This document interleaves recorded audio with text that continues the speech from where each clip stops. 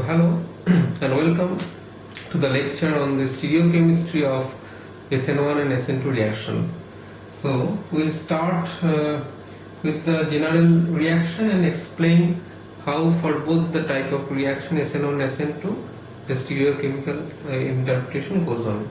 So let us see, when a substitution reaction goes on, then from the reactant, after reacting with the nucleophile, you can have two possibilities. One is the nucleophile attaches to the central carbon from the same site where the L, that is the leaving group, resides in the reactant. In that case, that will be called the retention of configuration, considering the central atom is a chiral carbon. On the other hand, if it happens on the other side, that is the nucleophile comes from the back side of the L group, then the resultant will be an inversion of configuration. Now the question comes, what happens actually in substitution reaction, and what are the factors that determines this retention and inversion? What will be their proportion? These all questions will be discussed in this lecture. So at first, let us see the history of this, how this stereochemical interpretation needed and why. So it was in the 1896, the scientist Paul Walden, he wanted to convert one isomer of this compound. This compound is, the name of this compound is a malic acid. He has to convert this enantiomer into the another enantiomer of malic acid. So that means they had to change the configuration of the central carbon. That's how we can get the another enantiomer. He did it by two-step reaction. First, he reacted this compound with the PCl5, that is potassium pentachloride, in presence of a base. So to replace this OH by Cl, and then it was treated by a moist Ag2O. That means when it is a moist Ag2O, then you get this product. So you get the new enantiomer. Now the thing is, the question comes, generally before this the experiment of Paul Walden, it was believed that the substitution generally proceeds by retention of configuration. It was Walden who, through this experiment, realized that in any of these two steps there must be some inversion of configuration. Otherwise, one cannot go from this reactant to this product where the configuration is changing at the central carbon atom. Through some information and characterization from other sources also, it was believed and it was proposed that the inversion actually happened in the first step, that is PCl, when it was treated by PCl5. So the Cl minus comes from the opposite side of the OH, and thereby it got the inversion of configuration. So the step 1 that was happened to be the inversion, and this step 2 was a retention. So that was the first time the concept of inversion appeared in the world of substitution reaction, and that's why this is called and it was termed by the name of Walden. It is called Walden inversion, and this is what we have already taught, that is SN2 reaction, where a backside attack happened and you get such a transition state. In a central carbon atom, L was the leaving group, a nucleophile came from the back side of the L and it had a penta-coordinated transition state. So that's why, and then in the next step the L group departs and you get the nucleophilic attachment from the opposite side of the L group. So that's why it is called an inversion. So that is basically an SN2 type of reaction. Now, so of course there was some evidence was asked, as most of the result is to be evaluated.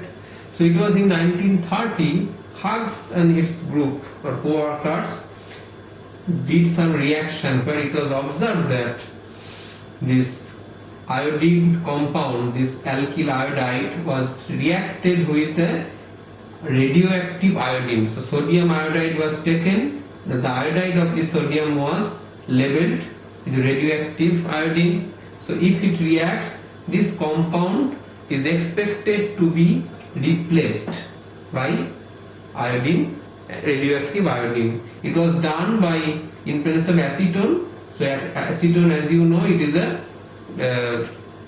polar aprotic solvent, so it will trap this Na plus ion. So now the radioactive iodine will be is very active nucleophile.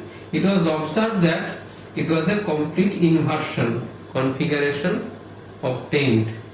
And another very exciting thing is that it was observed that actually at the end it was a complete racemized product, and then not at the end, I would say it is at the half of the stage you would say the racemized product obtained, because once this, suppose the optical activity for this compound is plus X, so when the product obtained with an opposite configuration with a similar sort of nucleophile, it was, suppose you get optical activity is minus X. So now as one molecule of the minus X is formed from the one molecule of reactant of the plus X activity, this is going to nullify another molecule. So basically you are losing two molecule, or you are diminishing optical activity of two molecule of reactant by the production of one molecule of the product. That's why it is called, it is a doubled rate of racemization. But at the end of the reaction, definitely after complete of the reaction, at the end of the reaction you are going to get a complete inverted product, and that gave you an proof that with such a type of environment and such a type of reactant, it is possible the inversion is really happening, and that was the proof of the SN2 reaction. So now let us come to the SN1 reaction, where you know that a reactant, from the reactant an L leaving group departs completely, and you get a carbocation-like transition state. Now in this carbocation-like transition state, what happens? The unhybridized p orbital of the carbon is ready to be attacked from both sides. So from this side a nucleophile can attack, from this side nucleophile can attack, and by the attack of the nucleophile from the both sides, which in ideal case should be equally effective, considering no such steric hindrance or etc. is working, so you get a 50% and 50% is a 1:1 mixture of both the product. This will be called a product of the retention of configuration, and this will be a product with inversion of configuration, and ideally it should be a 50-50 mixture, and this mixture of 1:1 mixture will be called a racemic mixture. And as this reactant is a chiral or optically active, this individual, if you think this compound, this is also optically active and this is also optically active, but as it produced in equal amount, they are basically an mirror image isomer, that is enantiomer of each other. So the optical activity for one retention product will be nullified by the optical activity of the inverted product. As a whole, you are getting a racemic mixture. There is a 1:1 mixture of this compound, and this mixture of two enantiomer in equal amount is called racemic mixture, and this mixture will definitely be a optically inactive. So this is very much important, because through a SN1 reaction basically you are getting a racemization type of reaction, or racemized product is obtained. But actually in most of the cases this is not going to happen.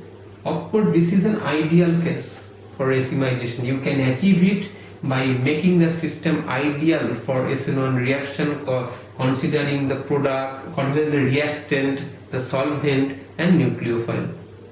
Now, but there are some exception, and ideally and in reality you may get a varied type of proportion of the racemized product. You can have SN1 type of reaction where the racemization portion is very high, or even you can get in this SN2 type of reaction. Let us see with an example. Suppose you are making a solvolysis reaction in acetone and water mixture, where the proportion of acetone is 80% and H2 is 20%. So you can call it 4:1 ratio. That means here solvolysis means the reactant will be attacked by the solvent. Here, as H2O is a more powerful nucleophile compared to acetone, that means here H2O will be acted as a nucleophile, so you will get the basically an OH minus from H2O that will be acted as a nucleophile. So you have two products. One is a benzylic chloride PHCH and another is the pH group is replaced by a alkyl group. Okay, what is the difference? Difference is from both. If you consider an SN1 reaction, because benzylic halide is also a very much effective for, or susceptible for SN1 reaction, because of the carbocation which is stabilized by this phenyl group. So this carbocation will be very much highly stable. Now what? So that is the difference between two. Here the carbocation will not get some additional stability because there is no such benzene ring or etc. So what happened? It was observed that the amount of solvolysis in this 4:1 ratio in this solvent acetone water, you are getting 98% racemized product for this benzylic halide, and for this halide you are getting only 34% racemized product. The rest part, that is 100 minus 34, which is equal to almost 66%, it will be an inverted product, that is complete SN2 type of reaction. So even if you are supposed to get an SN1 type of reaction as it was in the first case, it is not happening for this case. So why is this happening? Why is it as a deviation from the ideality? The deviation was explained in 1956 by a scientist in the University of California in USA. His name is Saul Winstein. He proposed a sequence of dissociation of RL to R plus and L minus, which is actually going to react. Now what is happening actually? What he explained, that when RL first dissociates in this solvent, any of this solvent, first of all, that after the immediate breaking of the bond, the R plus and L minus are very much close to each other, and in between them there is no solvent molecules. This type of situation was named as IIP, that is intimate ion pair. Intimate ion pair, that means the ion pairs are very much intimate to each other. What happens in such cases? There was no solvent molecule, nothing can separate between these two. On going further, there is some solvent molecule starts to come within themselves to solvate these individual ions, which is called actually Gegen ions. These are called basically Gegen ions. That means the individual ions. So now this is so solvent molecule starts to come, and still they are not entirely or individually solvated, but there are already some solvent separation starts to come. This situation or this type of state will be called SSIP, that is solvent separated ion pair. So now when it is now this is in the next step, it will be completely dissociates into R plus and L minus. Now these R plus are individually solvated by the solvent molecules in case of R plus and R minus both. In this type of situation or state will be called as a completely solvent step separated or completely solvated ion pair. That is what we actually think when we consider this type of ionic intermediates. Now, on going from left to right, the carbocation needs to be stable enough to survive before attacking of the solvent or the nucleophile. Now consider at the IIP stage, the intimate ion pair, as this L minus is very much close to R plus and nothing can separate them, so no solvent molecule or nucleophile can come from the direction of L. So there is absolutely no chance for retention of configuration. The only possibility is now the nucleophile can come only from this side. So here the nucleophile is basically, we are talking about these water molecules. So under this circumference, this water molecule can only comes from the back side, thereby basically offering or providing an SN2 type of mechanism. So you are getting there is a possibility of getting an inverted product in such cases. Now if the carbocation is stable enough to pass to the next step and next step, then slowly the solvent molecules comes within this. Now this solvent molecule can attack R from both sides. That's why the amount of racemization is now increased, and when the carbocation reach to this state, this is open from both sides equally, and the solvent molecule can attack from both sides, resulting a complete racemized product. Now imagine in such cases the PHCHMeCl, this is a benzylic cation, will come after the breaking of the CCl bond. This benzylic carbocation is very stable carbocation due to the resonance stability by the benzene ring. That's why this carbocation, once is developed by the release of chlorine group, that is living, then it will have enough stability to survive in this steps. So as it moves towards this step, last step, that is the completely separated ion pair, then this R plus or this benzylic carbocation now is attacked by this solvent molecule. So you are getting complete racemized product nearly. What happened in the next case, there is not any additional stability of the carbocation. So from the carbocation once reach in this state, the intimate ion pair, it is attacked already by the solvent, because it is not so stable one to survive in this R plus state. So it will attract the nucleophile easily or the solvent molecule easily. So already some solvolysis starts happening. and that's why the majority of the product will be an inverted product.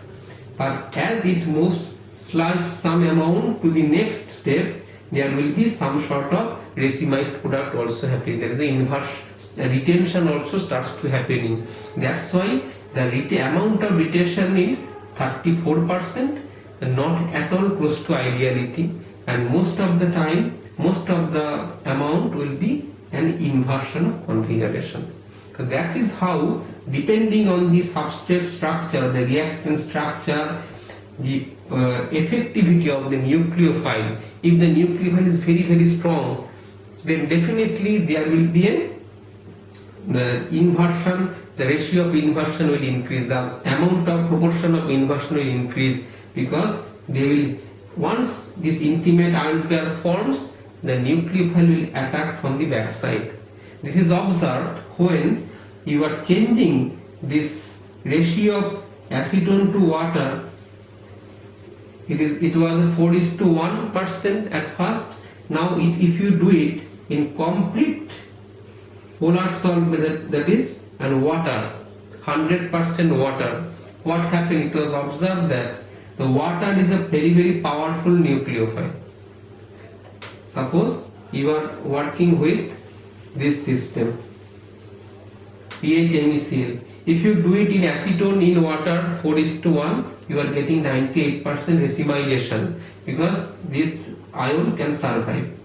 In case of H2O, complete H2O, it is, or pure H2O, it is observed that this amount of racemization will reduce to 80%, because the proportion of inversion will be increased, as H2O is very, very, the polarity of the solvent is increasing, because the pure H2O is a very, also a good nucleophile.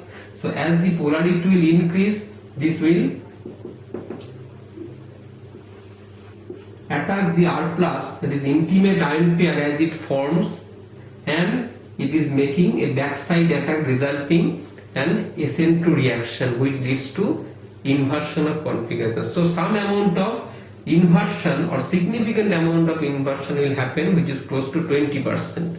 So that's why the amount of racemization, or the percentage of racemization, will go down to, if you increase the nucleophilicity of the solvent.